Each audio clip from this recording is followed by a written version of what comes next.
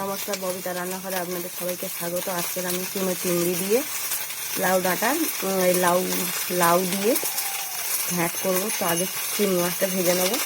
তো প্রথমে আমি কড়ার মধ্যে তেল দিয়ে দেবো মাছ ভাজার জন্য, চিংড়িটা ভাজার জন্য দিয়ে দিয়েছি।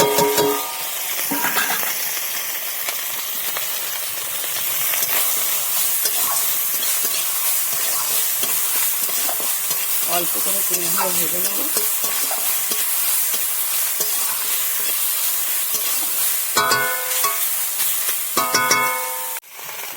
চিংড়িটা আমার ভাজা হয়ে এসছে, বেশি ভাজবো না চিংড়িটা।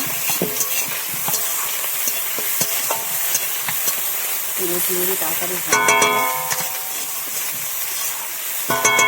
চিংড়িটাকে আমি এবার তুলে নেবো।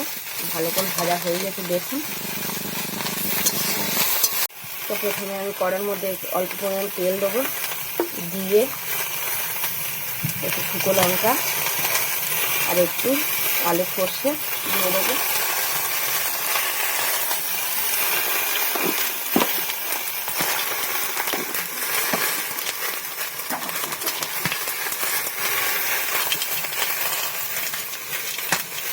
এই ডুমো ডুমো করে রাখা সাইজের আলু দিয়ে দেবো।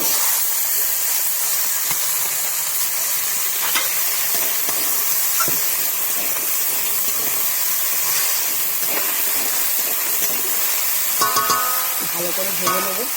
পরিমাণ মতন হলুদ,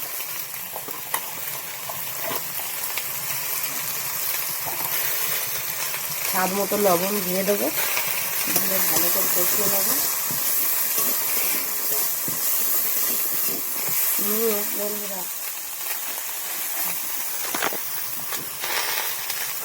লাউ কাটা আছে, দিয়ে দেবো।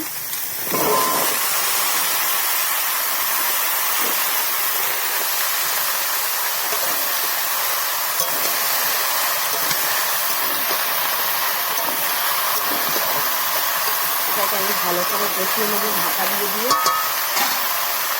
হ্যাঁ,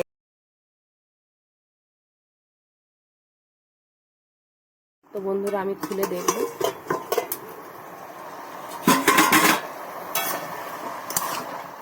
দেখুন বন্ধুরা, অনেকটা জল উঠে গেছে। দেখুন কতটা জল উঠেছে।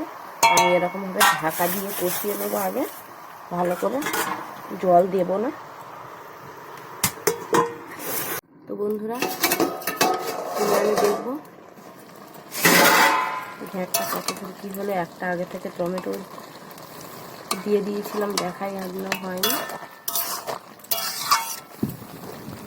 দেখুন বন্ধুরা কতটা জল উঠেছে। জল দেবো না, একটু মালগাটা।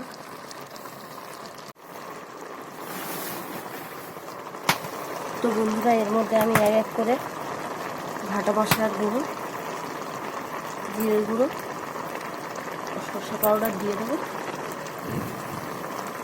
এখনো জল আছে বন্ধুরা, এটাকে আরো ভালো করে শুকনো করতে হবে। তো আমি এটাকে নাড়িয়ে দেবো।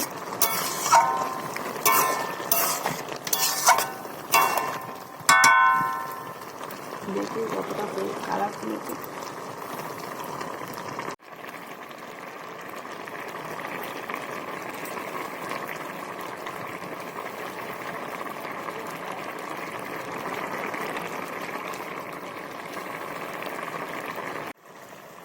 দেখুন জলটা অনেকটা মরে গেছে।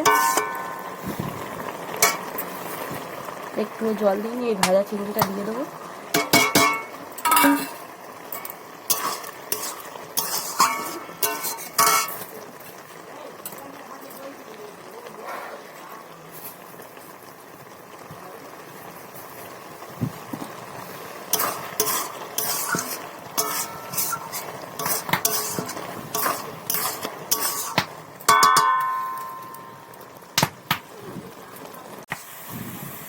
বন্ধুরা, আমার রান্না কমপ্লিট। এবার আমি নামিয়ে নেব।